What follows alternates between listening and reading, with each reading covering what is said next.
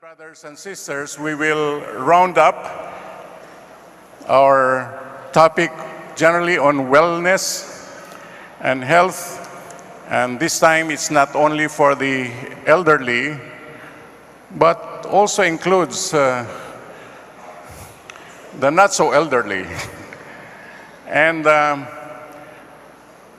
so we'll run up this aspect of our life and mission because, of course, we know that we have to be fit for the fight that we are in. And so, brothers and sisters, without any further delay, we welcome our speaker tonight, our brother, who's a member of the International Council, Philippine Mission Director, and let me see if I get this right, cardiothoracic surgeon by profession. Let's welcome our brother, Yamamoto, Dr. Yamamoto. Thank you very much, Joe. Good evening. A pleasant good evening to each and every one of you.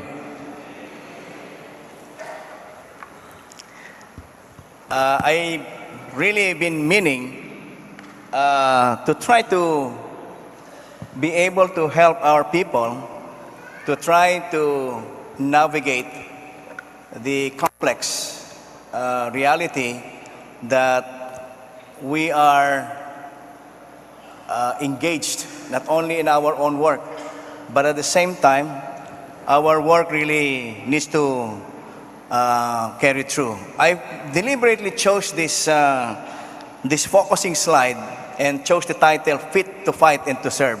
Because we've always been meaning to be fit to serve. But on the other hand, we are a global army. And I think we should really have a handle on how we do things. And the only way to do that is to be able to scientifically ground our own way of caring for our health. Whenever I go, whether it's here in the Philippines or abroad, I've always asked people, whether they are doctors, CFC otherwise, and members or not, whose responsibility is your health? Invariably, the answer will be our responsibility. So I'm taking this kind of move so that we'll try to be able to help ourselves to learn more. And the way to do that, as I have actually worked on for the last few years, is really the functional medicine way. So Couples for Christ is a global army, and we have been tasked to set the world on fire. Amen? I think there is no contradiction there as far as that mission and tasking is concerned. We are also a global army tasked to win the world for Christ. Remember, this was the prophecy in 2005, to win the world for Christ through Couples for Christ. And so, what I did is to make a rundown about a CFC reality check. 2017 marks the 36 years of Couples for Christ, and you can probably say that we are beginning the second generation of CFC existence, assuming that 35 years is one generation. So we're it. We have actually begun to mature so that we rightfully take on the work of seriously taking on the work of evangelizing the world. CFC's work of evangelization is not destined to contract or to constrict, but rather is going to continue to expand. Do you agree with me on this regard, brothers and sisters? And so we need to remain strong and fit to serve and to fight the Lord's battles. 3 years ago or thereabouts, an informal survey was conducted among the Metro Manila MCG leaders. I think it's about the same spot here, that over 75% are 50 years old and above. And I guess from then on, we are counting.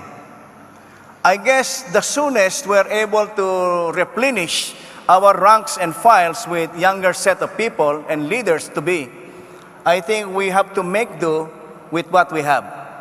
The Lord expects us to take care of our own selves, and the only way to do that is not only with passion, but also the right perspective and the right knowledge. And that is what we try to achieve tonight.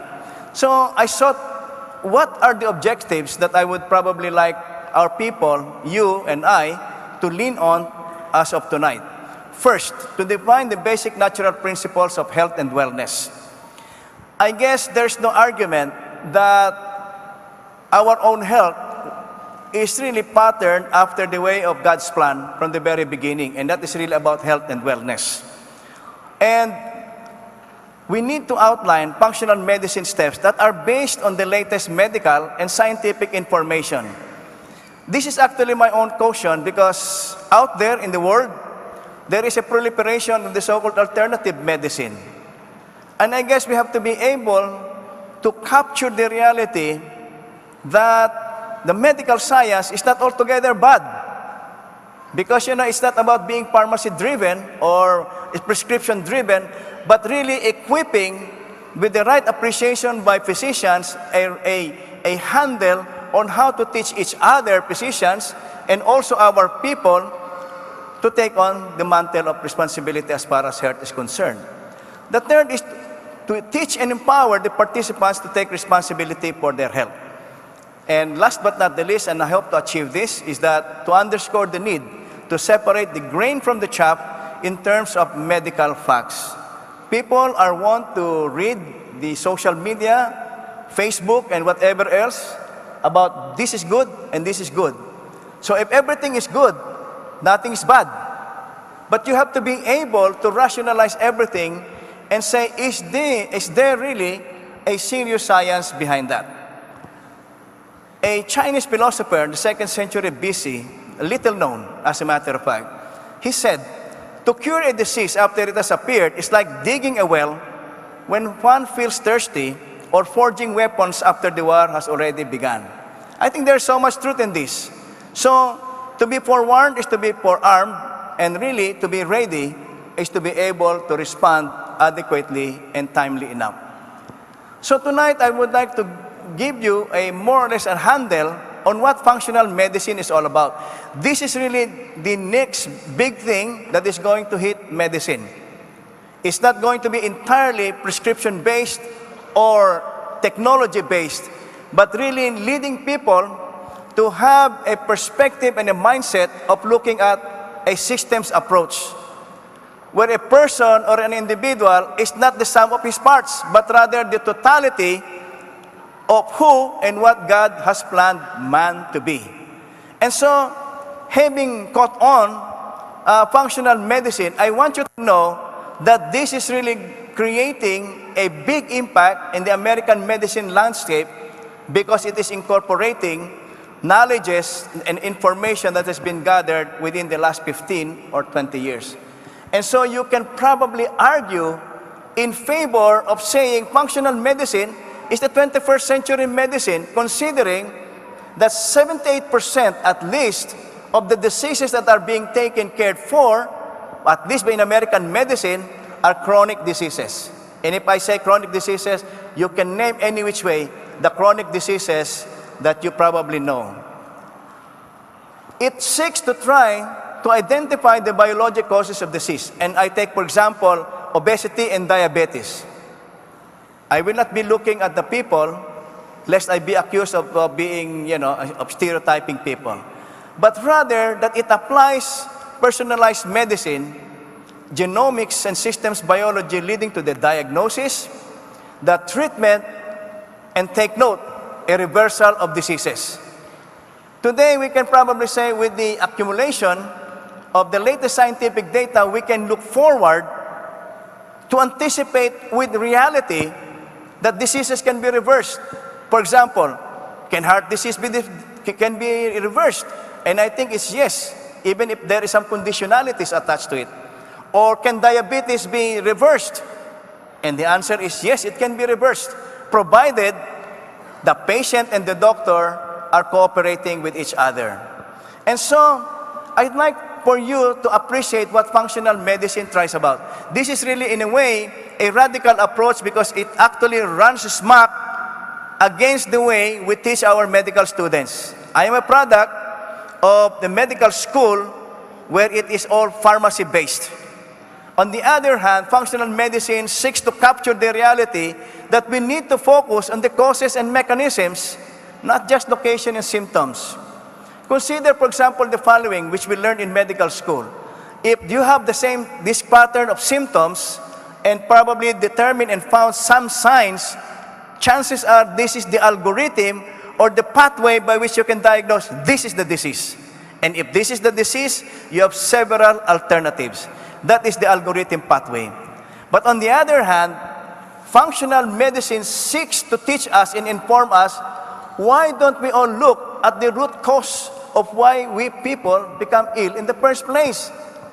It can be the food that we eat. It can be the toxins that are in the environment being including the homes.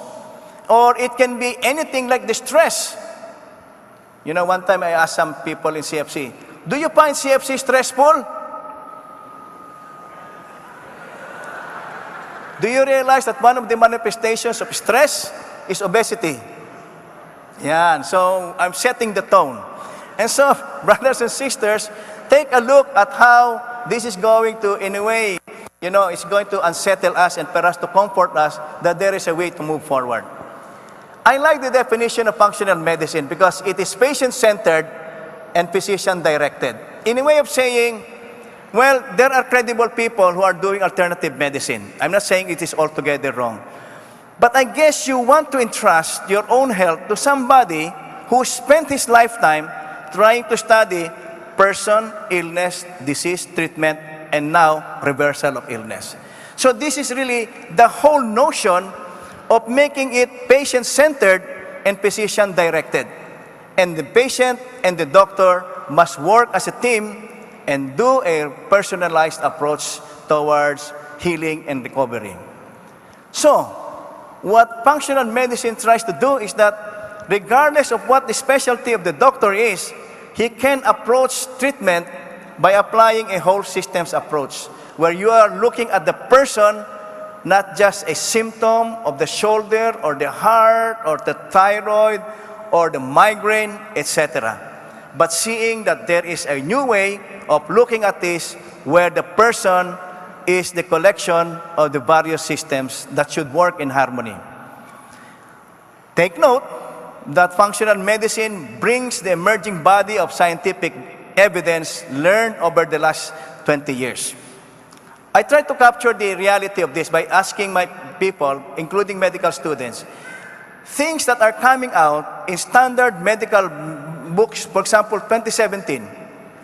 Those data, those wisdom, those information were not gleaned from last year or the year before that. In all probability, this is the collection of the studies, the data and experience for the last 15 or 20 years. And only in the current year, 2017, are they coming out. The good thing about progress is that you can access a whole lot in open sites like PubMed.gov.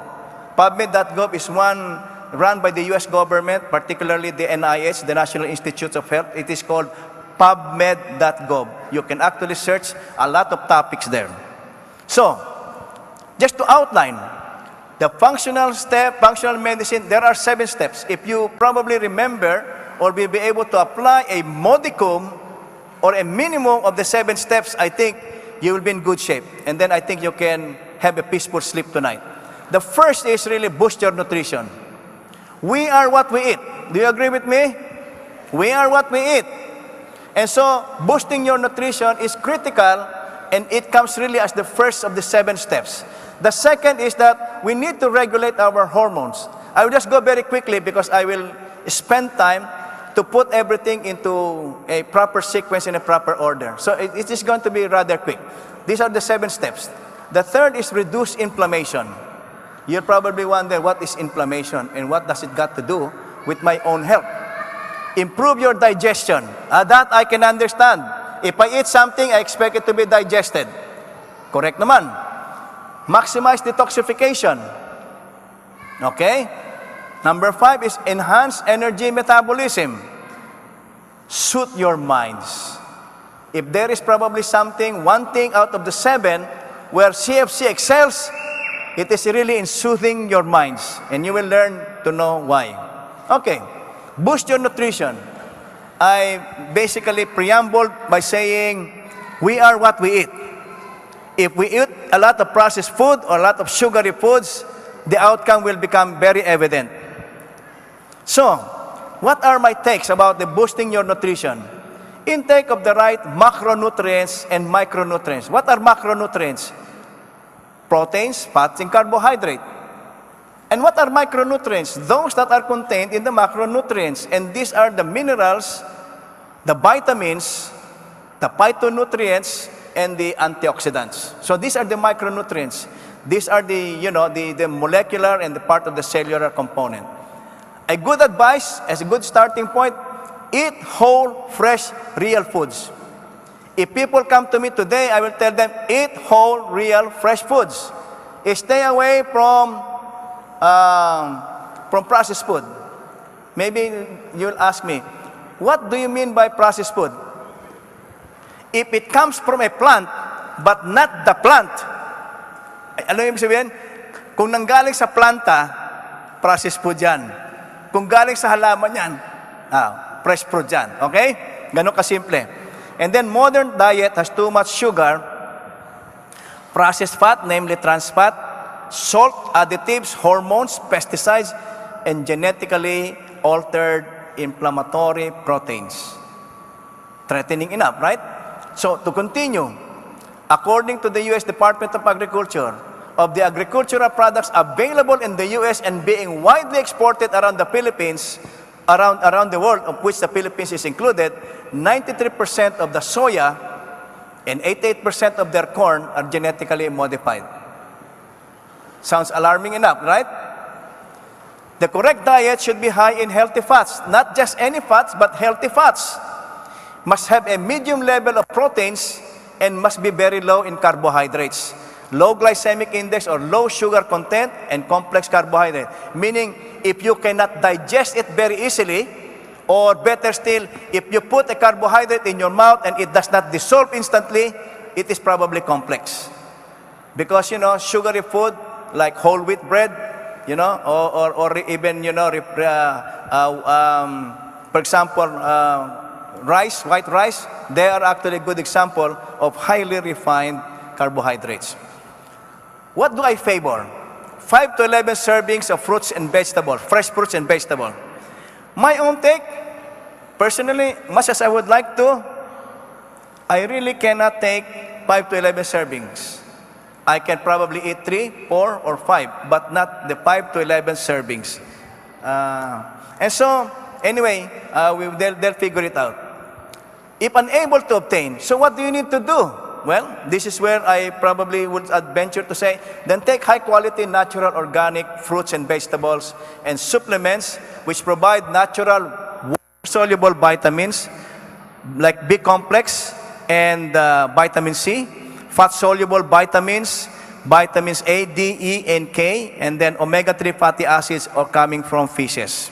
Now, why did I zero in saying natural, organic?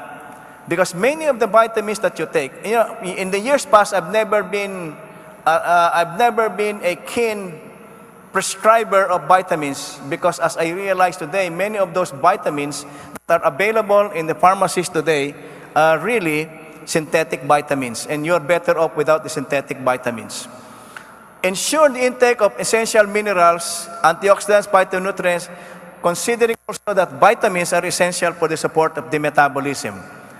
Of the vitamins, particularly the fat-soluble, these are my own recommendations. Vitamin D3, vitamin E, omega-3 fatty acids. Why are they important? Healthy brain, healthy heart, strong immune defense system. And as a matter of fact, it finds extensive use even among cancer patients. Avoid omega-6 fatty acids. How do you know these are all unhealthy? The reason why red meat has been alluded to as bad meat is because many of those meat that are coming out today, even if they're Angus beef, are really grain-fed. Meaning to say they are fed corn, wheat, and soya. And because they are genetically modified, they will turn out to have a lot of inflammatory omega-6 fatty acids. And I will tell you why it is important to stay away from inflammatory fats. Hydrogenated oil, vegetable oils converted chemically into margarine. Familiar ba kayo sa margarine? Yeah, so stay away from that. And shortening. I remember when I was a kid, my mother would ask me, can you buy a 5 centavos worth of purico? That's a good example of shortening. It shortens your life. And then highly refined cooking oils like corn, soy oil. So, okay, so comforting enough? Are you getting informed? Introduction pa lang ito, ha? Regulate your hormones. What are hormones in the first place? Hormones are regulatory substances produced and released into the circulation by your glands, whether it is your sex glands, your thyroid, your adrenals, and so on and so forth. They are very vital. They need to cooperate with one another because you want to maintain an internal balance. We call it in medicine homeostasis. And then it can also be affected by food, toxins, inflammation, and stress, whether it is physical, emotional, or fight and flight survival responses. Different hormones control various functions of the organ: brain, heart, kidneys, regulation, blood sugar, insulin, stress, sex hormones, thyroid, nervous system. So you can imagine that anything that disrupts the balance of hormones in the body will have its own dire effects. So I would like to focus on two, and that is really insulin, because of its direct impact on obesity, as well as cortisol, because it has its effect on our sleep, cholesterol, blood sugar, depression, dementia, weight gain, and cardiovascular effects. So, the third item is really reduce inflammation. What are inflammation? Acute inflammation or acute inflammatory response is important for the defense against infections, trauma, and immune response. If you, for example, develop, if you bump your head and there is a swelling, it's acute inflammation. So it's a good response. If, for example, you twisted your ankle, then there is a sprain on your ankle joint. It is acute inflammatory process. It really contributes towards the beginning of healing. Or, for example, you have other forms of acute inflammation. Then that is something that is useful, and it preserves the health of the body. But it is the chronic, undetected inflammation that is responsible for the pathogenesis of diseases like what? Atherosclerosis, aka coronary artery disease or stroke, diabetes, Alzheimer's. So obviously, you can see the continuity between last month's lecture about dementia and Alzheimer's being also a part of the spectrums of the dementia syndrome. So inflammation is a very important component. So in addition to what has been prescribed or actually recommended from last month, it would be good for you to know that controlling inflammation would have its positive effect on Alzheimer's. Cancer, inflammation, and many other degenerative diseases. Inflammation is the common thread connecting all of these diseases that are on the board, including and up to obesity. Okay? Now, causes of inflammation. So, if you know the causes, it would be best for you to stay away from the causes. Diba? So, dietary sugars. Do you realize that an average American consumes nothing less than 132 pounds of sugar a year? And if you eat, for example, if you drink a sugary drink, like for example, your favorite soda, and ano ba to? Ilang ounces ba yan? Will probably contain a lot of sugar, and according to studies, is that one can of your favorite drinks, cola, you take it, it will actually slow down, if not paralyze, your hunter-killer cells, important in your immune defense system. That is why sugary foods and sugary drinks are attached to and connected to diminished immune competence. And so you also consider as sources of inflammation food sensitivities and allergies, chronic hidden infections. For example, gum infection, dental infection are chronic hidden infection. And as a matter of fact, this has been actually alluded to as one of the causes of inflammation. And finally, toxins, organic pollutants and heavy metals like mercury, lead, and cadmium. Chronic stress, sedentary lifestyle, and nutritional deficiencies. Estimate, done in America, people in America, ages 55 and upwards, have about 85 to 90% deficient in vital vitamins and nutrients. So hindi tayo nagkakalayo sa kanila. Now, to continue, improve your digestion. Sabi natin kanina, we are what we eat. But what we digest and assimilate is just as important. So, digestion is responsible for the breakdown of the nutrients, the processing of food, absorption, assimilation, and excretion. It is dependent on the adequate enzymes. Take note that perhaps we have reached the age where sasabihin natin from time to time, nakakain ka na something very heavy, sasabihin mo, para yata hindi ako matunawan. One of those expressions is really that we are lacking the enzymes. So the enzymes must be really replenished. And at the same time, there is also need for us to understand the healthy microbiome. What is the microbiome or microbiome in some? These are the bacterial residents in your intestines. You are actually carrying a lot of aliens in your intestines. And you'll find out why and how it is very important to support them or to take care of them. So it has a microbiome, has a very important role in the many processes of the body. It is the community of bacteria, yeast, and viruses that live in the intestines. In the last 10 years alone, there has been an explosion of knowledge and information gained by appreciating that what goes inside our intestines have an impact in our overall health. Scientific advances recognize the critical role of the microbiome as the control center of the body. Hindi na yata utak ka. Pag sinabi mong, dati-dati sabi mo, wise ito. Ngayon sabi mo, wise ito. Nasa bituka kayo lahat ng dahilan. And then the total weight of the bacteria is 3 to 5 pounds, nearly twice that of the brain. To continue, there are 10 times more cells and bacteria in the body, in the intestines, than the rest of the body combined. So, approximated to 100 trillion. And take note, another important fact, there are between 100 and 150 times more genes found in the microbiome than the 23,000 genes found in the human genome. So, the bacteria are really very, very sophisticated. The functions of the microbiome, it is linked to the digestion, manufacture of protein, vitamins, regulation of metabolism, blood sugar, influences in genetic expression, including brain chemistry. It is the primary component of the immune system of the gut. And take note, 70% of our entire immune system resides in the intestines, constituting the majority of our immune system. It is really something for our own information, and therefore it is incumbent on us to understand and take care of our own intestines. So therefore, you can see the impact of the kind of food that you eat will have on the microbiome.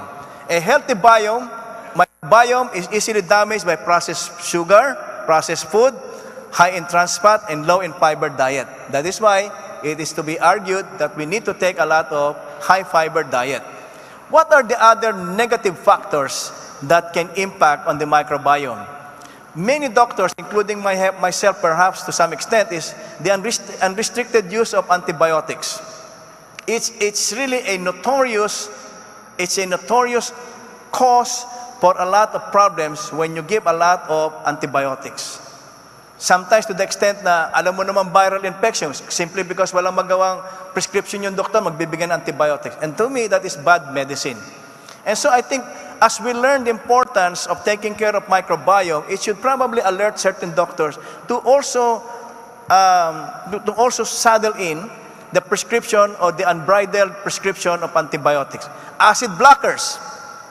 You probably are familiar with acid blockers because one time or the other, perhaps you have been taking symptoms or manifesting symptoms of GERD, and you would the first thing that you will pop is what? Nexium, ano ba? Pantoprazole, omeprazole, etc.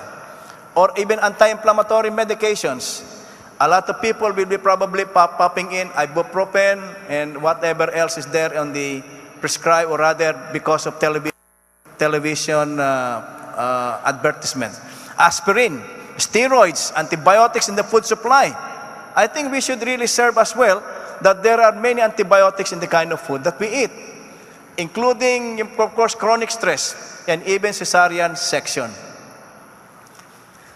You know, I realized that when I read about cesarean section as perhaps contributory to why certain people or children have a tendency to have the certain diseases, I realized it is all about the intestines and the intestinal contents. Children born by cesarean section have more tendency towards allergies. That is why I was surprised when all three of our children, all of them are, by the way, are all doctors, and yet they would have allergic rhinitis like their dad. Sabi kasi ni Mila, mana kasi sa ilong mo made in Japan kasi yung ilong mo But now I realize that there is a more fundamental etiology, and that is really the alteration of the microbiome. Kaya nga mas matitibay yung mga anak na galing sa birth canal ni mama. Kasi paglabas nila,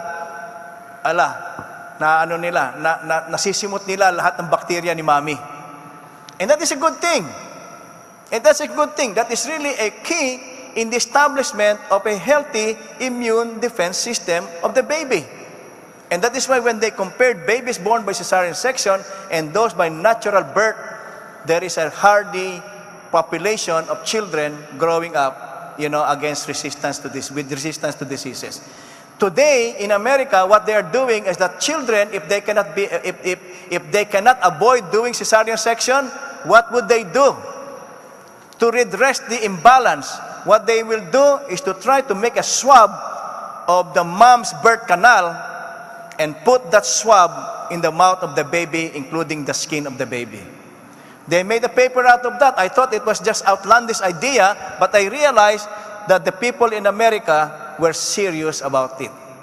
So how do we take care of the microbiome, considering now that we have a faint idea why it is very important? One, remove. What do we remove? The bad bugs, the drugs, and the food. So the things that we do to actually abuse our intestines, we need to remove those. And after removing, what do we do? Replace. What are those? Needed enzymes, fiber, and prebiotics. What are prebiotics? Prebiotics are foodstuffs mainly made up of vegetable fibers that are less soluble or insoluble, that becomes the food for the bacteria. And you will find out why it's important to provide the fibers. Replace. Re-inoculate. What do you need to re-inoculate? Repopulate. In a way, you create a new diaspora into your intestines by putting in good bacteria. So when I mentioned diaspora, everybody becomes familiar with it. And then finally, repair. So remove, replace, re-inoculate, and finally, but not the least, is to repair. What do you repair your intestines with? The healing nutrients like omega-3 fatty acids, zinc, and others. Okay. So how to support a healthy microbiome? So this is part of those, what are the things that I would need to do? Eat foods that support a healthy microbiome. And what are these? Food high in polyphenols, colorful, high-fiber fruits and vegetables. No-brainer, di ba? No-brainer that we need to eat high-fiber fruits and vegetables. And yet, not too many of us would really be fastidious about eating fresh fruits and vegetables. Or choose the right carbohydrates. Avoid processed carbohydrates that feed bad bacteria. Eat grass-fed red meat. Ayan. So, of course, there are people who will probably not be fascinated with eating red meat. But for those who are, it's not entirely, for example, bad medically or health-wise to eat red meat, provided it is grass-fed. Meaning to say, yung mga, pagala-gala, yung mga baka niya sa probinsya, kumakain ng damo. Why is it important for us to understand? Because the grass-fed meat are actually high in omega-3 fatty acids that are health-promoting. And then, of course, we need to educate ourselves or impress upon ourselves that there are good fats. And what is this? Our coconut oil. I tell my patients today, eat a lot of coconut oil. Don't use canola oil, use coconut oil. And then, of course, olive oil.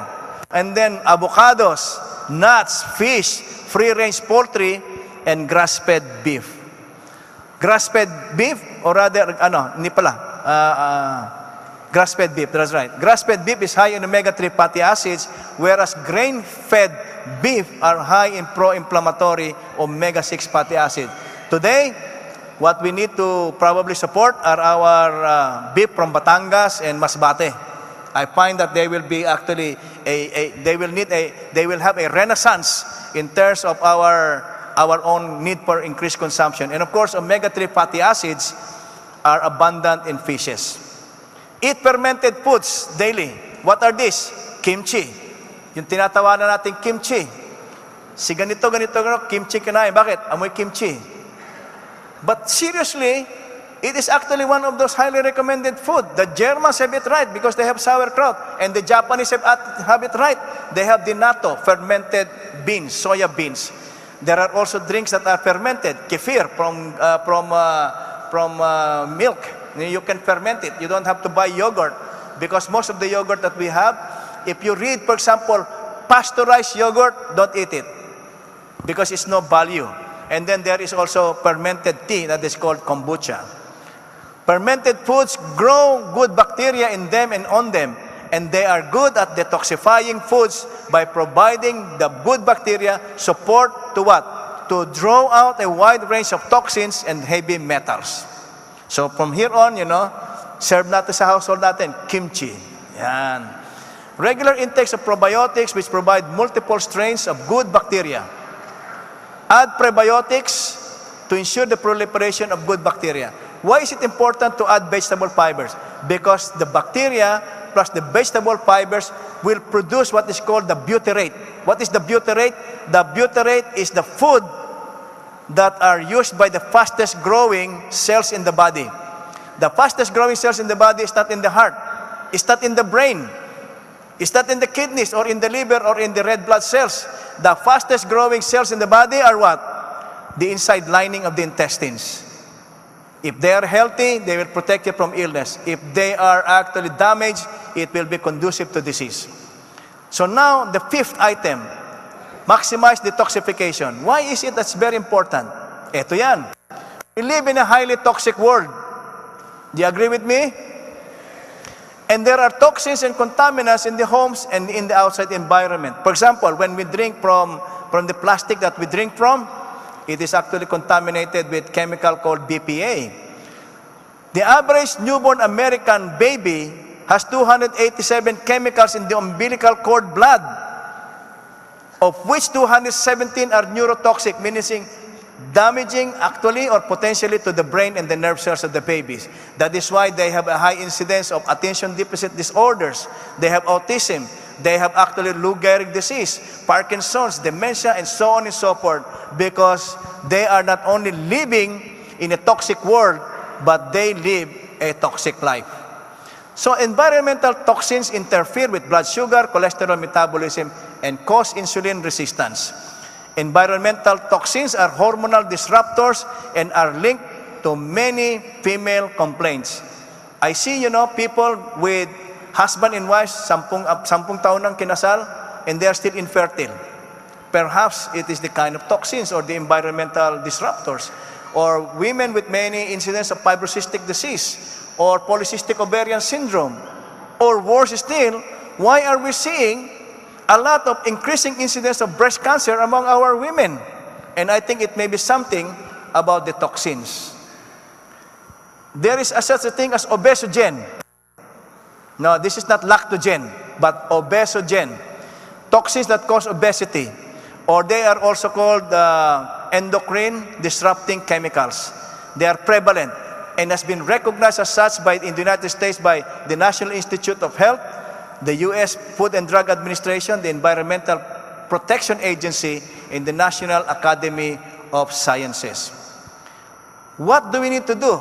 We need to promote neutralization and evacuation, having a strong immune defense system, liver, kidney, and excretory functions.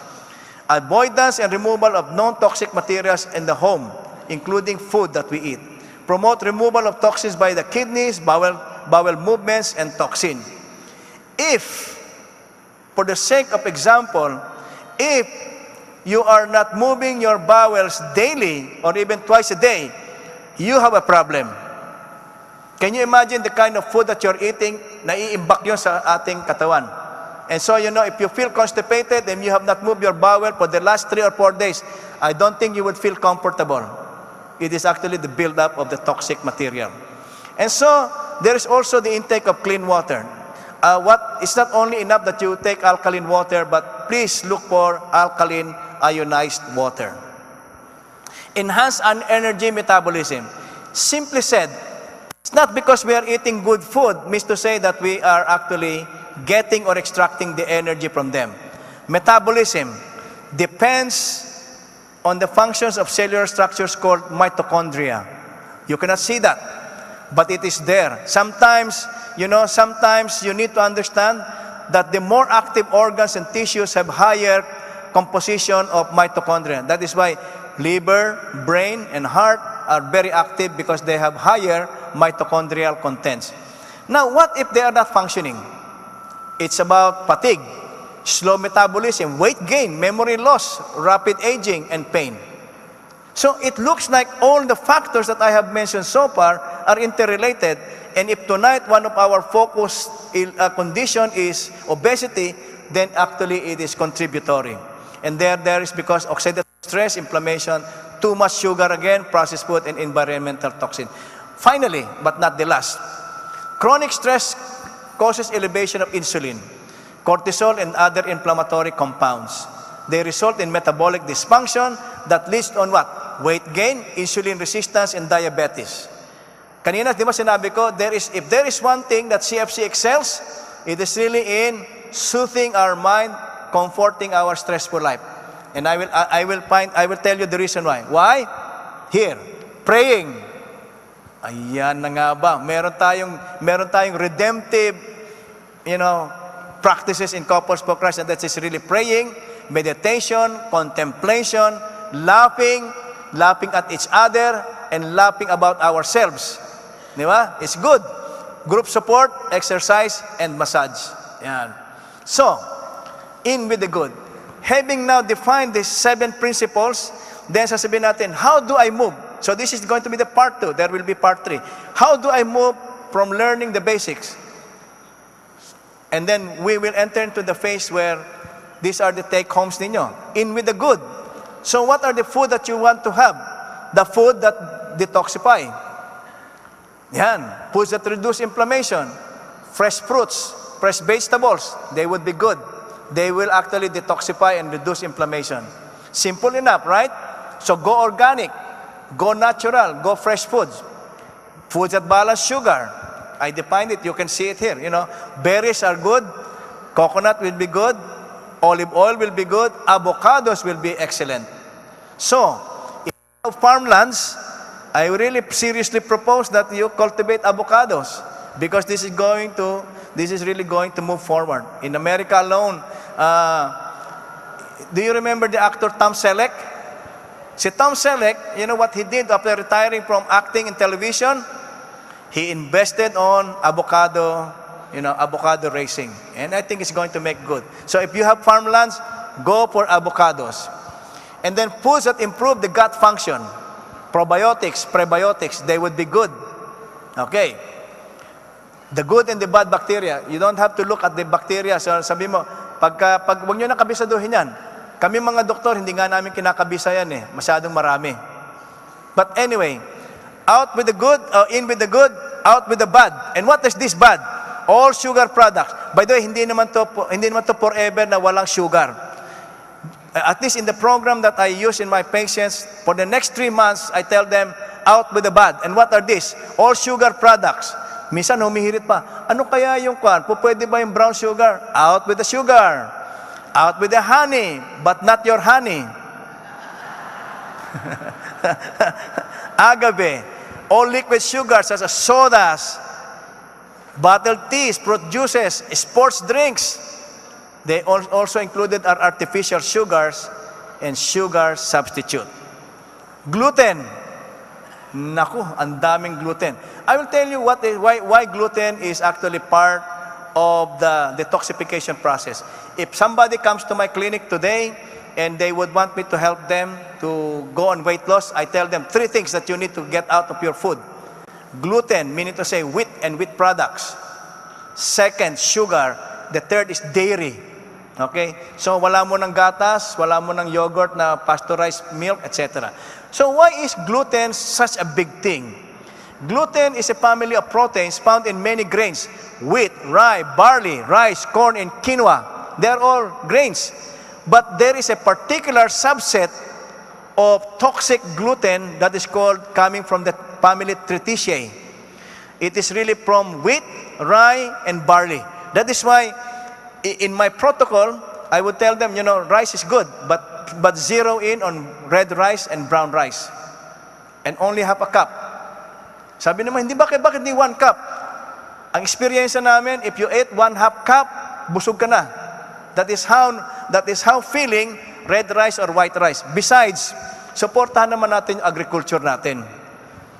And then grains consumption is a strong contributor to obesity and diabetes. In fact, without actually intervening so much, if I just remove the 3 products, gluten, dairy, and sugar, they start losing weight. And I hope I'm not going to lose patients as well. So, they have effects on allergies, autoimmune diseases. This is the adverse effect of gluten. They can actually contribute to immune defense systems. For example, osteoarthritis, they can actually be from gluten. I'll give you my own personal take. For the longest time since I was a medical student, I have been battling with allergic rhinitis. When I moved to the US for my training, I still had allergic rhinitis. I thought the winter and the fall seasons would be good. I still have allergic rhinitis. It was worse during springtime. I came back, I still have the allergic rhinitis.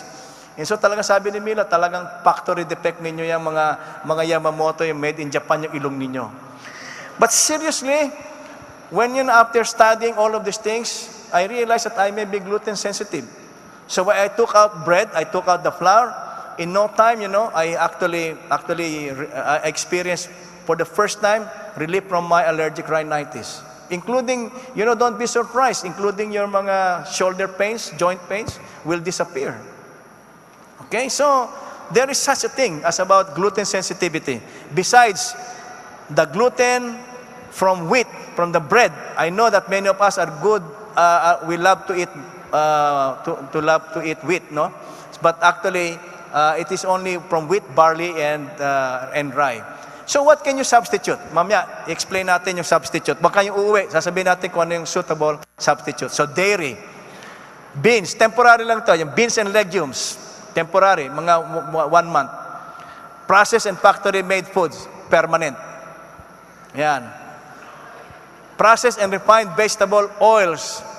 So kung mahilig kayong mga vegetable oils, sasabihin niyo, ito, vegetable oils, stay away from it because they are refined and they are hydrogenated. In short, they are not only saturated fat, but they are also unstable fat because of its adverse effect on free radical damage. Alcohol, temporary lang. Temporary. Yan, temporary. Alam ko marami diyang 13%, 14.5%. Sabihin nila, bakit naman ganyan ka? Hindi, 1 month. Yan ang protocol ko. Caffeine, temporary din. Yan, temporary. So, caffeine, temporary lang yan. And then sedatives or other stimulants. Okay. Knowing the horizon, this is now where we get serious. Kanina, laro-laro lang tayo. Ngayon, serious na tayo. The fastest growing epidemic in the world today is obesity. Almost 70% of the Americans and 1.5 billion worldwide are overweight. Sabi dito sa statistics, 2.5 billion by 2015. 2017 na tayo. Malamang-lamang na-exceed na natin yan. And so, among the things that I would do in my clinic today is to get my measurements of my patients, including the BMI, including yung mga waist ninyo. Sasabihin natin, anong waist mo? For the last 30 years, 32 eh. Teka muna, mukhang sa baba yata niya sinusuka. Dito sa pusod. Sa pusod ang measurement. It will not lie. So, these are just some of the examples of the extreme obesity. When you talk about obesity, it is about sugar. Nothing more, nothing less. Refined carbohydrates, especially high fructose corn syrup. When American agriculture in the 50s and the 60s shifted from sugar cane and sugar beets, they zeroed in on something like, can we do something about the surplus corn? And what they did was to extract high fructose corn syrup. And high fructose corn syrup is so much sweeter than cane sugar. It is so simple, it goes right away into your bloodstream and causing havoc in our health. Foods that spike blood sugar are biologically addictive. Therefore, there is a redemptive value. If you are obese today, sasabihin mo, addict lang ako bro, addict. Kaya kasama ko sa Project Reform ni Arnel. Food addiction is a biochemical problem and not an emotional one. Okay, now, food addiction is the central driver for obesity. Take note, 600,000 processed food items in the global market, 80% of which contain added sugar. Even if hindi siya nakalabel doon, malamang-lamang may sugar. One doctor labeled it diabesity, a spectrum of system imbalance ranging from mild insulin resistance to prediabetes to full-blown diabetes. When I look at my patients who are diabetic, since about 2 or 3 years ago, I've been very curious. Sabi ko, ano kaya yung mga nangyayari doon sa mga pasyente ko na na-bypass ko who happen to be diabetics? Are they being cured by my endocrine friends? Or ano kaya? When I took a look and I took stock, kontrolado naman yung blood sugar nila. My endocrinology friends are happy that their blood sugar is 110, 116. But that is not the standard today. Normal blood sugar should be 100 and below. So I was becoming very curious. Teka muna, ano kaya yung mga other indicators of risk factors? Meaning, why would diabetes patients continue to be at risk for what? Heart attack, stroke, kidney failure, Alzheimer's, erectile dysfunction? And the answer is really, we are not actually controlling the other risk factors. When I took stock about HbA1c, meaning to say AGE, advanced glycation end product, I realized they were elevated. And cardiologists would actually emphasize that the reason why people who may not even have symptoms of chest pain or angina and yet plop dead or suffer myocardial infarction is because of inflammation. So I asked myself, teka muna, dapat siguro pagtuunan natin yung inflammation. So today, if you come to my clinic, I will go for HbA1c, HSCRP, fasting glucose, and fasting insulin. When I took stock of patients who are diabetic and I determined, sabi kasi ng mga, sabi nila, di ba kaya ka binibigyan ng insulin kasi kulang na insulin mo? And that is really a misconception. Because when I check on the data, not many diabetic patients have low or absent insulin. The reason why diabetic patients are being given insulin is that they are supposed to be insulin resistant. The body, the pancreas produces insulin, but that insulin is not doing its good. Why?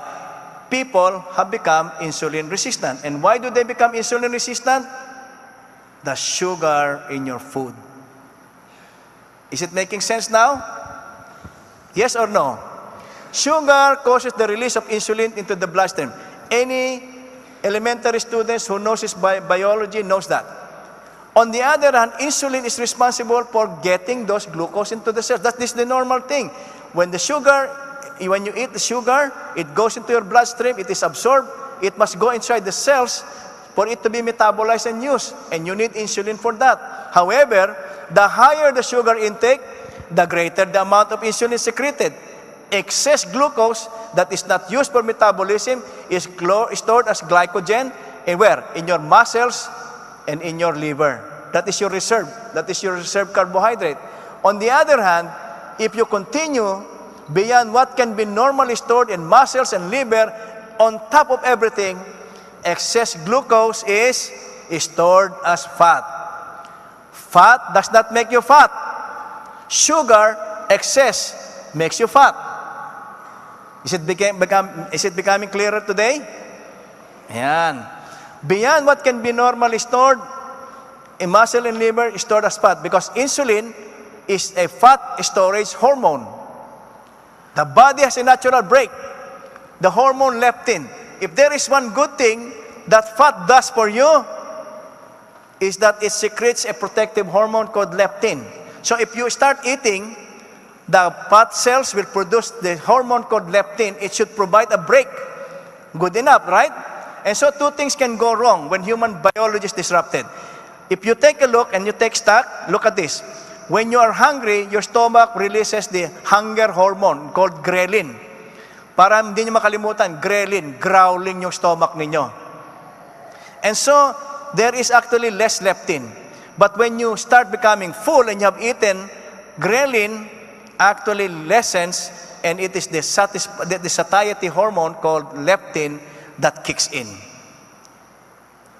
The body becomes insulin resistant, so more and more insulin is pumped to keep out the blood sugar normal. In short, this is really like working against so much resistance, so you need to have more insulin to bring down the sugar, except that things are becoming actually screwed up, and so there is actual development of insulin resistance.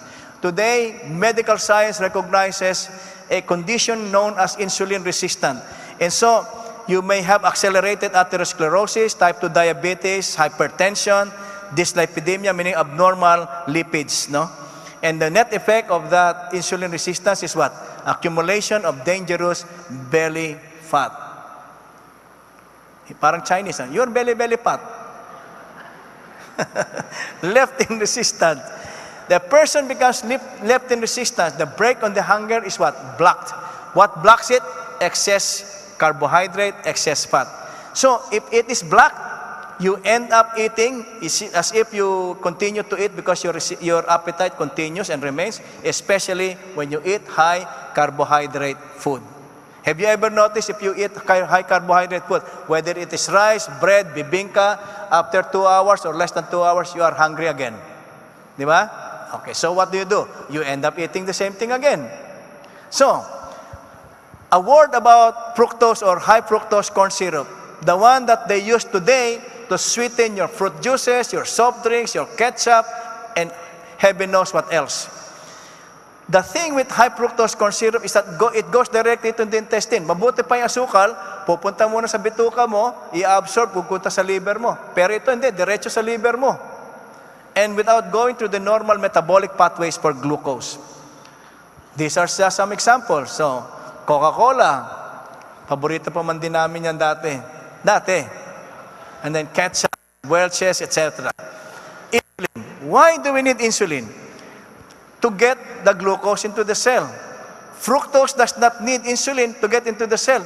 Fructose goes directly to the liver.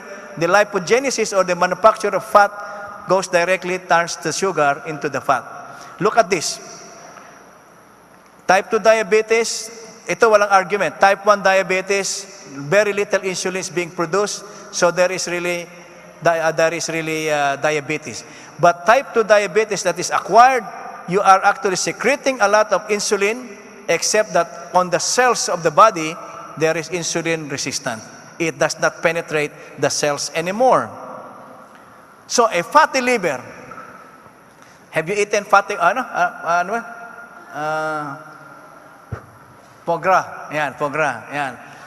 If you eat foie gras, pinataba lang yung goose, tapos pinapatay, kinakain yung kinukuha yung liver. Foie gras. Many people who would have an ultrasound of their liver gets to have a consultation.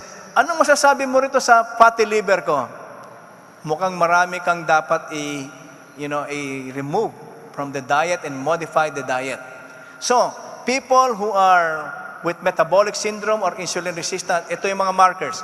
Hypertension, obesity, bad cholesterol, fatty liver, evidences of uric acid. Naku, mukhang narito yata karamihan. Meron. Para karambola. Karambola. High fructose corn syrup blocks appetite control hormone. Instead of feeling full, the person continues to crave and eat because the body thinks it is starving. So you end up eating. That is why the thinking really is that it is actually more like addiction. Leaky gut.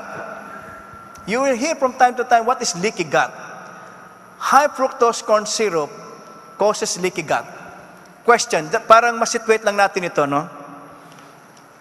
Are you aware or are you familiar with people our age, meaning to say 50 and above, na kung kailan pa tayo umabot ng 50, saka tayo nagkaroon ng allergy?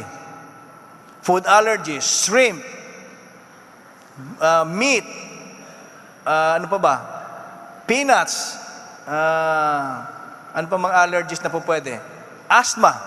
You know, a lot of people have the adult onset asthma. Kung kailan ka umabot ng seniority, saka pala nagka-asthma. Don't be looking at pollution as the main reason because it can be your leaky gut syndrome. I will show you why. The intestine, the lining of the intestine is a single cell. Ayan. Dapat yan very, very tight. Very tight siya. But because you are eating a lot of high fructose corn syrup or sugary food and other processed food, these cells become loose. And if they are loose, they go into the so-called leaky gut syndrome. There is food intolerances, immune abnormalities, and immune condition. Lupus erythematosus is an example of an immune disease that can actually have come from a leaky gut. What are the signs and symptoms? Pwede ka magkaroon ng sinusitis. You know, sinusitis is a good one. Arthritis, adrenal fatigue, colon, constipation, diarrhea, irritable colon, or for example, masyado kang maraming gaseousness. You can probably be talking about leaky gut syndrome, or brain fog, or dementia. This can be part and parcel of the dementia syndrome, or even a lot of thyroid. I'm just surprised when many people, wala naman silang thyroid problems and comes to the doctor and then there are nodules in the thyroid. And you ask them, bakit na ganito? So sasabihin na, sir, meron ka mga nodules. Baka kinakailangan, tanggalin na kagad. Teka muna, baka there might be something that is medically can be corrected by doing functional medicine. Pathophysiology.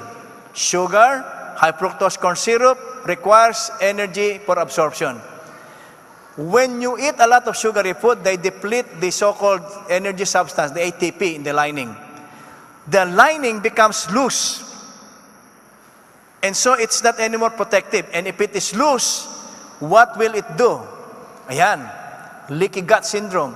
The cells are not anymore packed together and they start loosening up, allowing all of the following: leaky gut, food intolerances, abnormalities, and autoimmune condition. Take note, it can be food protein. No wonder people develop allergies because of this leaky gut. And therefore toxins can come in, also bacteria. We have been when I was a surgical resident, we have been actually studying the so-called leaky gut syndrome. Because we realized that we are seeing a lot of people or patients, after so much antibiotics, were resistant and they were developing a lot of intestinal problems. We call them the so-called, they have also those kind of problems where we ended up what? Removing the whole intestine. So, actually, this is really all a part and parcel of food indiscretions. And when there is a leaky gut, look at this.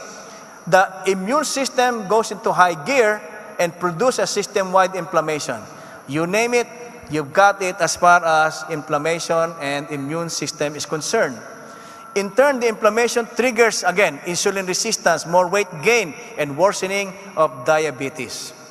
So the 7 principles or the 7 steps are actually all contributory. In our game of focus tonight is really about obesity and stress.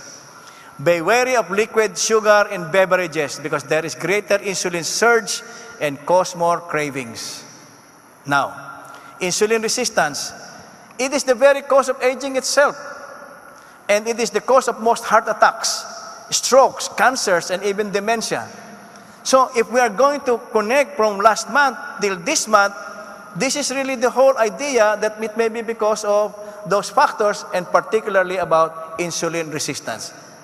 Can you take care of insulin resistance? And the answer is a big yes, by applying the right principles of combating insulin resistance.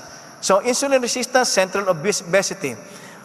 If you notice some diabetics and they have actually black spots on their skin, we call them acanthosis nigricans. It is part and parcel of the so-called damage from free radical damage. Hypertension, atherosclerosis, polycystic ovary syndrome, intolerance, dyslipidemia, high triglycerides. Sometimes we see a lot of patients, binibigyan mo ng mga statins, their cholesterol will be good, the LDL will be good, the patient's bad cholesterol will go down, the good cholesterol will be steady, and yet they have high triglycerides. Why the high triglycerides? And you're going to give them another set of medication. I tell my patients, no, we need to take care. Screen natin ka, baka meron kang insulin resistant. If that's insulin resistant, we just actually tailor fit the kind of dietary management. And people will actually be observed to have diminution of triglycerides. A word on artificial sweeteners. Sabi niya, kung di pwede ang mga soda na may high fructose corn syrup, pwede kaya at saka sugar, pwede kaya ang Coke Zero. Yung Coke Zero nakakabobo, zero ng zero eh. But seriously, they are sweeter than regular sugar or high fructose corn syrup. By the way, when I said nakakabobo yan, it is also my experience.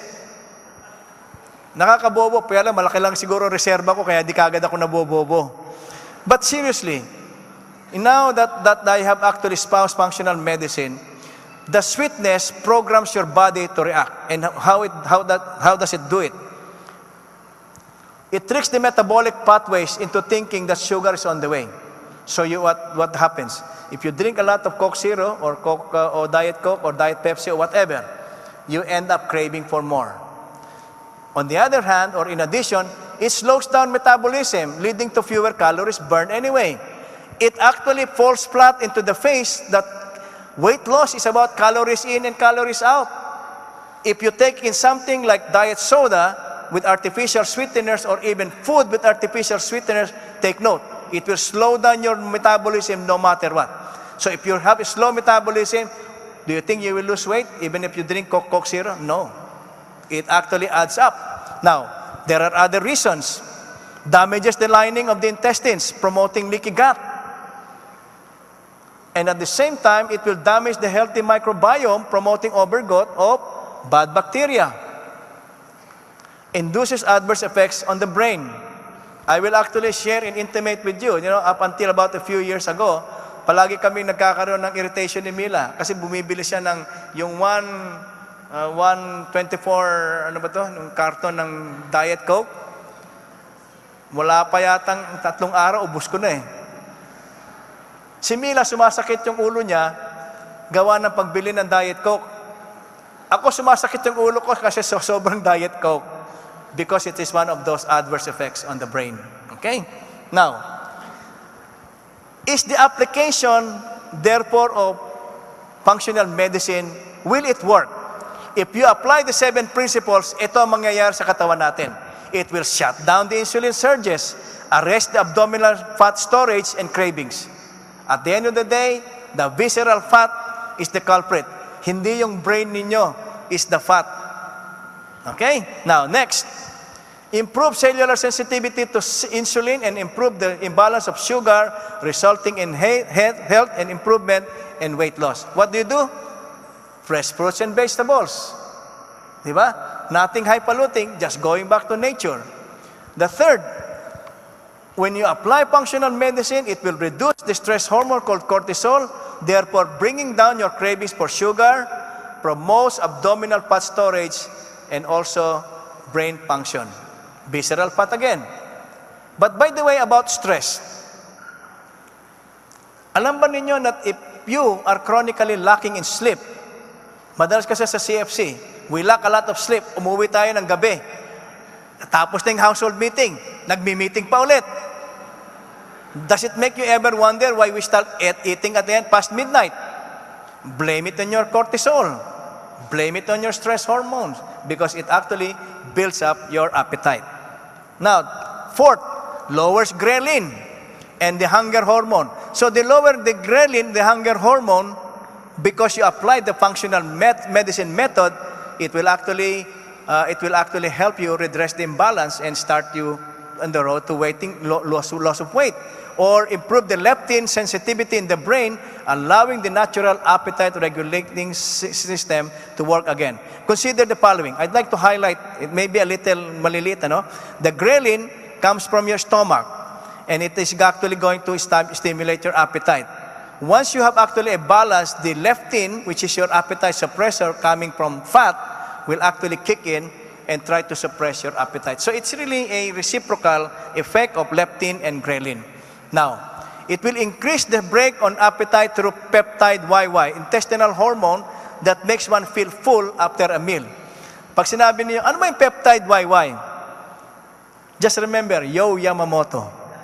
You will not get lost. Peptide. Hello, Bong. Medyo corny mo, pero pasensya ka na. And then increase dopamine naturally and rest the brain's reward pathway and make you feel pleasure in eating real food. Ang magandang mangyayari when you start eating real food is the following. Reset your taste bud, and so real foods taste good again. And it will reduce inflammation by eliminating common food sensitivities, processed foods, and sugar. Inflammation is the problem at the root of weight gain and chronic disease. You address inflammation, you would have addressed obesity. Simple and straightforward. But the most important thing is we are in this together. Boost detoxification by eliminating toxins from the diet and those encountered in daily life. The ability of the body to rid itself of accumulated toxins is enhanced. So always, nakita nyo yan, leaky gut diet, it includes a lot of broth. So sabi ko sa mga pasyente ko, dati-rati, we stayed away from ano nga ba to? Bulalo. You just take bulalo. Just make sure that you don't overeat. By the way, when you eat a lot of red meat, make sure you always balance it by eating a lot of green vegetables, whether it is steamed salad or rather steamed vegetables or salad. Make sure when you eat your steak, it is with fresh broccoli or with fresh garden salad. And the next time you have those, please invite me so that we can share the good food. Okay, so can functional medicine address cancer? It should be a good question. It is a help in the management of cancer patients through the multidisciplinary application of 3 strategies. Anyone who consults me with cancer comes to the clinic, I tell them there are only 3 strategies. The first one is very simple and straightforward. Reduce the tumor burden, whether it is by surgery, by chemotherapy, or radiation. I will not go against the grain of conventional medicine because there is some value. But it is really the extensive application of those that may need to be balanced. But there is also a way by which you can actually reduce the tumor burden. And what is this? Just remember the basic pathology about cancer. They will have to start at somewhere like 1 cancer, 2 cancer cells, 4 cancer cells, 8 cancer cells, and so on and so on. Geometric progression. But by the time they are about 16 cells, they will need to have its own blood supply. Initially, they are just parasite. But they will need to have blood supply of their own so that they will grow independent of the blood supply. 2 days ago, I had a patient referred to me by one CFC sister, kapatid niya, with a huge tumor in the liver, about 12 centimeter. Walang biopsy yon, but what the doctors have done in Cardinal Santos is to chemoembolize.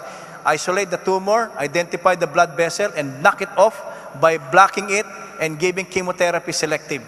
So when I asked them, after that, what else? Sabi niya, Doc, sabi sa amin, tingnan natin after 3 months. So sabi ko, let me apply. Siguro, let me help you. I'm not going to promise anything because at the end of the day, it's God who will cure you or not.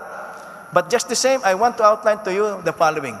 Reduce the tumor burden. They have done already the initial, which is really actually chemoembolization. But we need to give you some other supplements that will go to the next step. And what is that? Boost your immune defense system. I tell people, at the end of the day, whether a person survives cancer or not is whether you have a strong immune defense system. Remember, when you're given chemotherapy or radiation, it kills both the the normal cells and the abnormal cells. At the end of the day, balance lang yan. Alin na mas maraming namatay? Normal cells or cancer cells? You can predict the outcome. Di ba?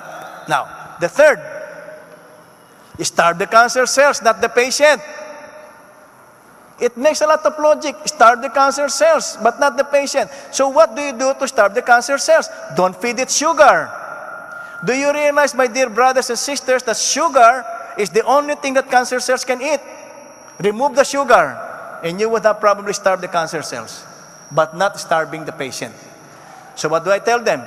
Go to a high-fat diet, high healthy fat, medium protein, low carbohydrates, and that is to me a critical factor in why patients will improve even if they have cancer.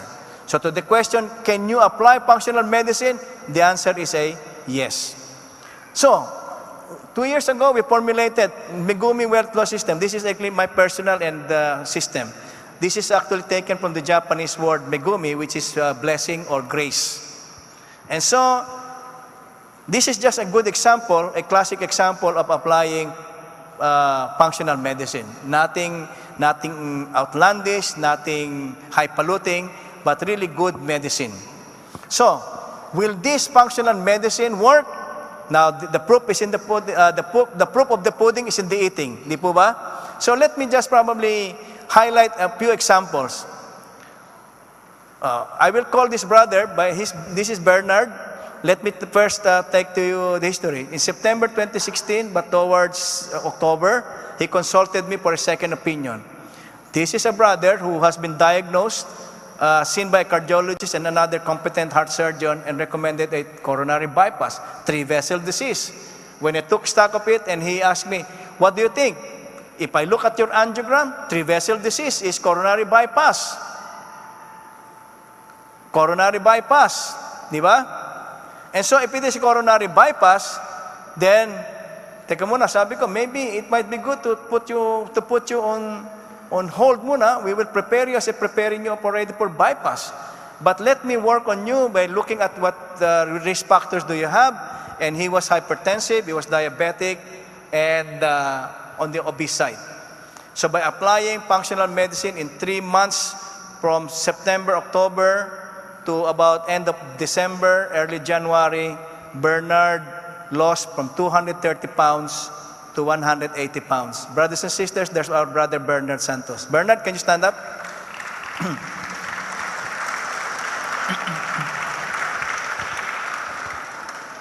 Very diligent, very conscientious, very, very passionate about keeping his health.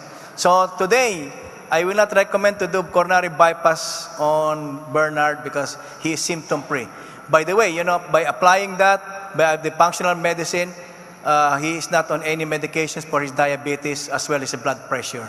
So these are the salutary benefit of functional medicine. So another brother, look at him before and after. And this is the brother Edward. He also consulted me in December 2016. The same thing, 3-vessel disease. He was already mentally conditioned to go on bypass. But when I looked and took stock after reviewing his coronary angiogram, and I saw that it was 3-vessel disease, the classic, the usual wisdom is to say, you go for 3-vessel coronary bypass. But again, because he was relatively asymptomatic, because if both of them were very symptomatic, I would have not hesitated to go on bypass. But because they were not, I told them, why don't we have a trial period? And so from December 16, 2016, when I saw him first, he weighed 168 pounds. And then by January 26, his weight went down to 148. And then first or second week of February, his weight is 140. The name of the brother is Edward de Los Angeles. Brother Edward?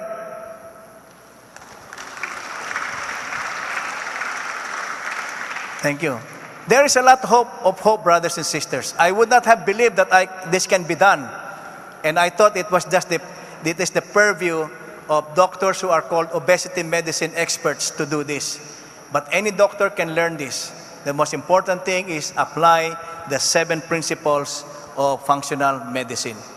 So, these are the risk factors. I will ask Mila to talk about the risk factors, 5 minutes.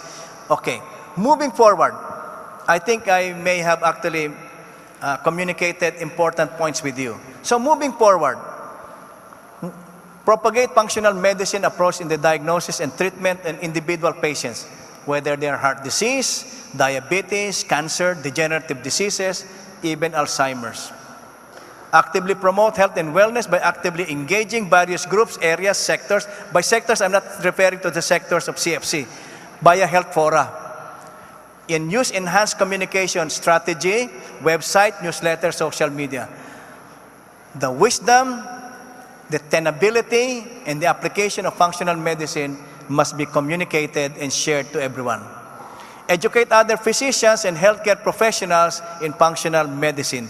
Take note, for example, this is a constant struggle that there are many oncologists today who would hesitate to give their patients supplements for the simple reason that they argue that the antioxidants or the supplements that you are giving might actually run counter to the effects of the chemotherapy or the radiotherapy.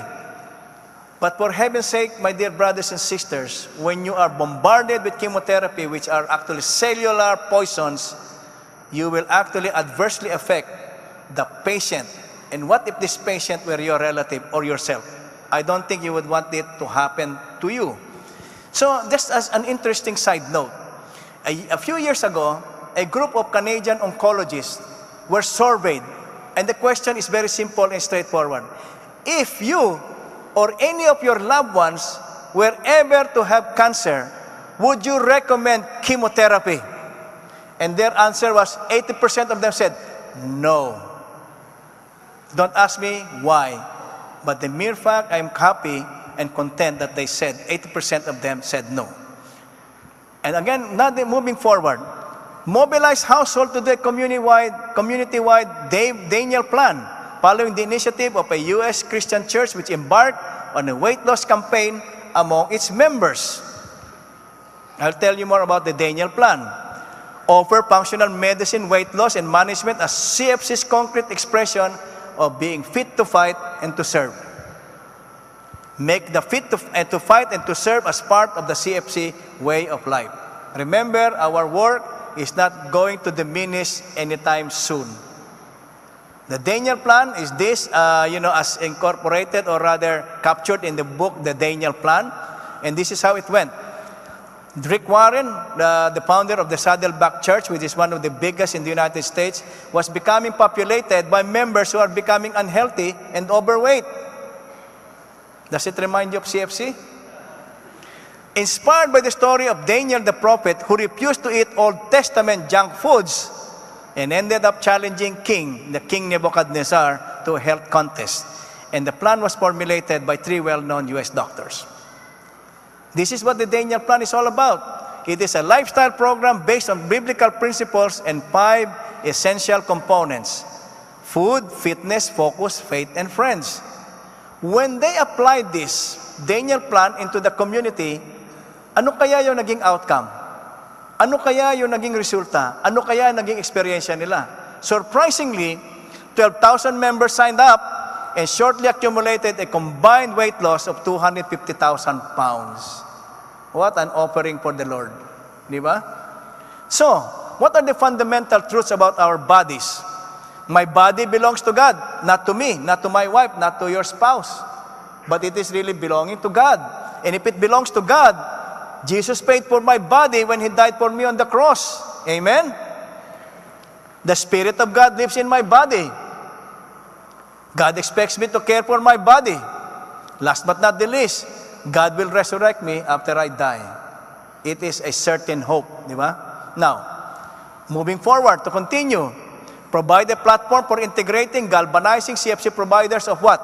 Organic fruits, vegetables, meat, products, gluten-free grains, flours, fishes, BCO, to benefit the members. I'm sure there are many of you who are embarking on this. Why don't we rationalize it and have this as something that we can partake of? Establish and launch health and medical summits and start health in the workplace. I know there are CFOs, CEOs, CFOs, and HR out there in your companies or the companies you work. I think it's part of your Healthway or Gateway evangelization to do a health in the workplace series. And it can be done. And last but not the least, start linkages and draw plans for health spas and or health sanctuary or sanctuary. Maraming salamat mga kapatid, and thank you very much.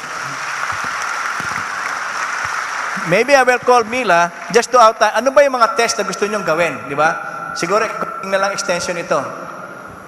As I said, I will not apologize because I think I want you to have good go-home messages. The reason kung bakit binibigay namin ito, kasi marami hong pumupunta sa amin or sa tabi lang, sister, pakitingnan mo nga yung blood test ko, tama ba to? Or brother, pakitingnan mo nga itong ganito, no? So, what I would like to project sana, para malaman ninyo, ano ba yung mga kailangang test na ipagawa ninyo? Siyempre sa blood, no? Kailangan meron kayong complete blood count. No? Bakit? Kasi nandun yung hemoglobin hematocrit nyo, iti-test, anemic ba kayo o hindi? Asan na ba yung slide ko? Okay. So, this is take care of your heart. Okay. So, yung blood test, complete blood count, kasi kailangan natin ng hemoglobin hematocrit to find out anemic ba kayo o hindi. Kailangan natin yung white blood cell count, may infection ba kayo o wala. Yung creatinine, test po yan ng kidney ninyo.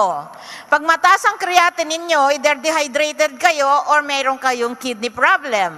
Bakit kayo magkakaroon ng kidney problem? Kung kayo'y diabetic, kung kayo'y hypertensive, magkakaroon kayo ng complications sa kidney, and the test na papagawa yung creatinine.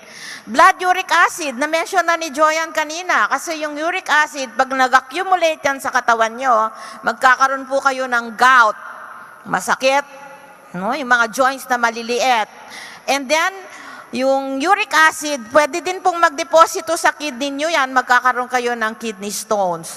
And you may end up having to go into dialysis later on, no? Yung SGOT, SGPT, enzyme po yan sa liver. Tinetesting din natin yan to see yung function ng liver niyo. Just in case mangailangan kayong uminom ng pills to control your cholesterol like statins, we need to monitor yung SGOT at yung SGPT na yan. And then, your serum potassium. This is the level of potassium in your body. Kasi pag mababa po yan, manghihina kayo. Pag mababa yung potassium nyo, pwede kayong magkaroon ng irregular heartbeat. Kung mataas, pwede rin po kayong magkaroon ng irregular heartbeat at pwede kayong mag-cardiac arrest. Kaya po, tinitingnan natin yan. Then, yung homocysteine level, bago pong mga bagong mga risk factors na dinidetermine natin yan. Homocysteine level. Importante po dyan yung HSCRP, High Sensitivity C-Reactive Protein. Si Joe kanina, palagi inflammation. Paano natin mame-measure ang inflammation sa inyong katawan? The only way to do it now that is available, ito pong HSCRP. So if you want to measure that, no, this should be included in the test. Sabihin nyo sa doktor nyo, ipakuha yung high sensitivity C-reactive protein. We have to get also your vitamin D, kasi kung kulang yan, magiging osteopenic kayo, magiging,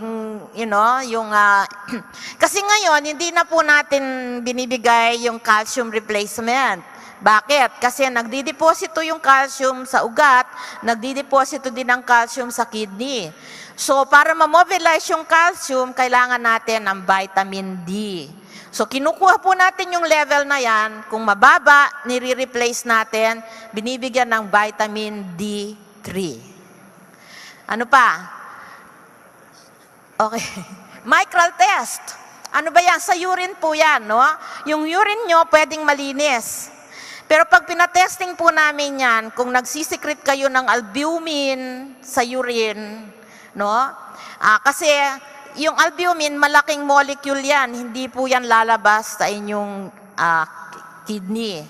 Pero pagka nagka-damage yung portion ng kidney ninyo, yung membrane, lalabas yan. Yung albumin na yan. So, micral test is microalbumin test. Ano po rin yan? Risk for heart attack. So, these are the newer things na kailangang kasama dun sa test nyo. Then, do you know your lipid profile? Marami hong nagtatanong dyan, no? So, I will give this to you. Cholesterol, this is your total cholesterol. Dapat po less than 200 yan.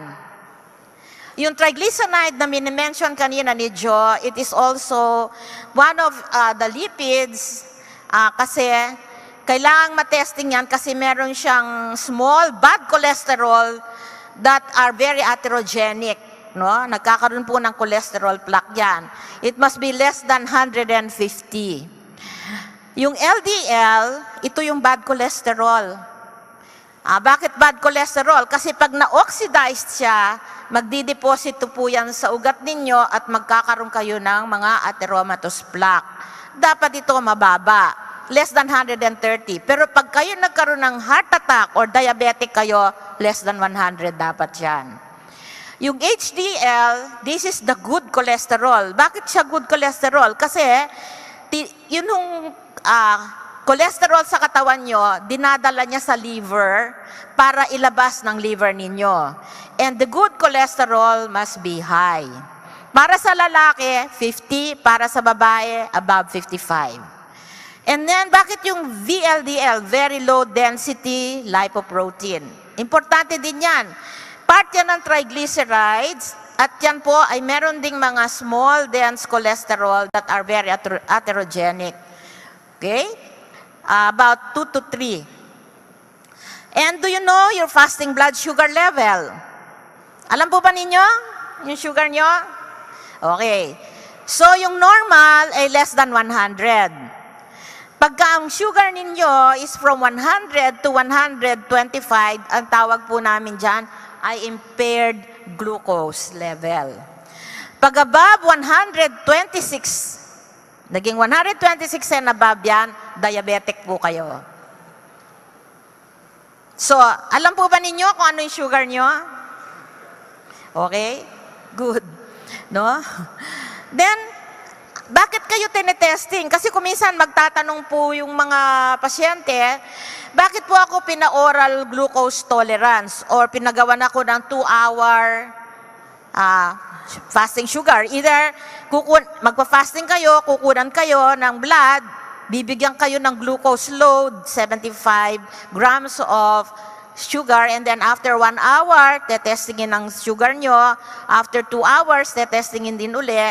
Kasi yung test po ng 2 hours, dapat within 2 hours, kung maganda ang elimination ng sugar ninyo, dapat less than 140 milligrams ang inyong blood sugar. Because otherwise, kung mataas yan, ibig sabihin, hindi kayang i-digest ng katawan nyo yung sugar na ininom nyo. So, kailangan mag-intervene. Next, yung minamention ni Joe kanina, yung HbA1c, meron tayong hemoglobin sa blood. Nagte-take in yan ng sugar kung mataas ang sugar ninyo. So, ang cutoff level po ng HbA1c is 5.2. Above that, ibig sabihin, for the last 6 months, mataas ang blood sugar nyo. Kasi tinitake up na yan ng inyong hemoglobin sa inyong red blood cell. Yung pong mga may history, family history ng may mga diabetes at mga dapat po nagpapatesting kayo niyan. Kasi diabetes, although namamana yan, it is also a family affair. Kung anong pinapakain nyo sa pamilya ninyo, nare-reflect din po yan ng sa sugar ng bawat membro. What other workups would tell you about your heart condition? Next. Ito po yung ECG, no? Yung electrocardiogram. How many of you nakakuha na ng inyong ECG? Okay? It will tell you regular ba yung heartbeat mo? Meron ka bang ischemia? Kulang ba yung blood supply sa iyong coronaries? Meron bang malaki ba yung puso nyo? No? Tells you that.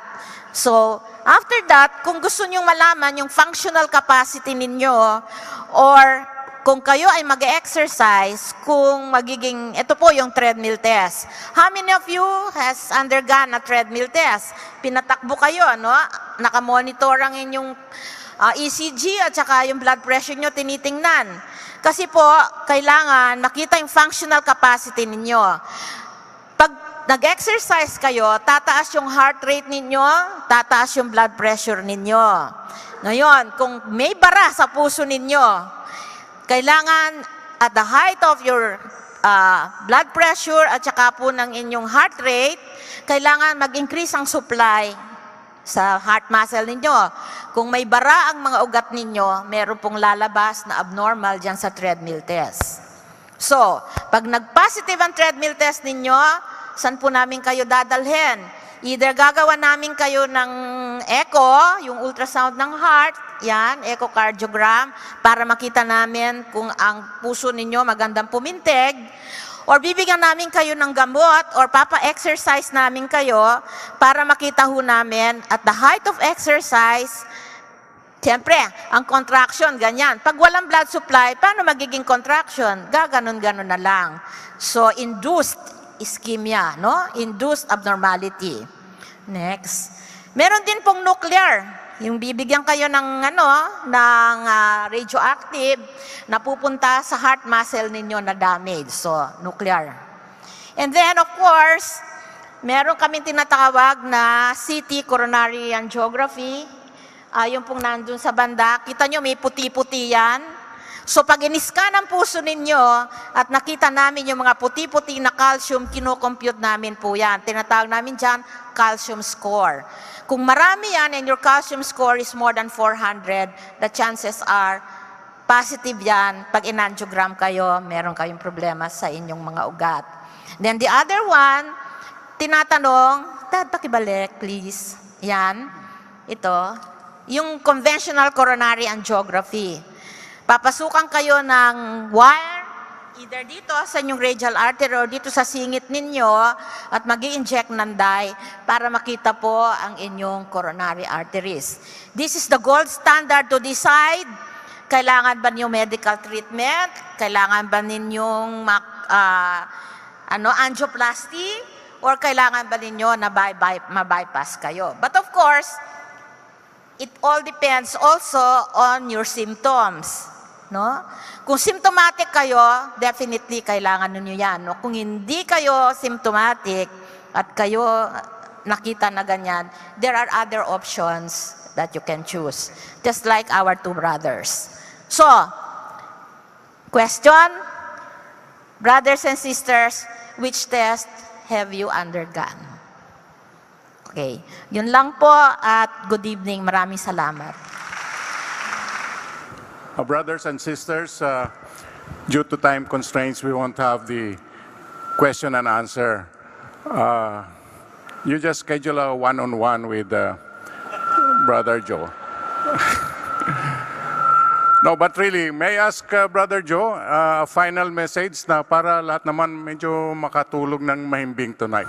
Once again, brothers and sisters, good evening. What we have tried to witness tonight is to try to engage you so that you can be more responsible for your health and with your health. And I guess we are journeying in this together. And I guess there is so much science and medicine that has progressed to say that other than surgery, radiotherapy, chemotherapy, and prescription-based medicine, there is really the functional medicine way. I'd like for you to invite you to join me and the other doctors who are doing functional medicine into a journey to health and wellness. There's much that can be done, and we don't have to wait until you have expensive diseases that at the end of the day will not only impoverish your families, but at the same time the outcome are probably not as ideal as it should be. So my take is that we need to propagate this. We need to touch base with you to educate people, to educate our doctors, and at the same time, to achieve an education of our wide membership. Maraming salamat, magandang gabi, at God bless everyone.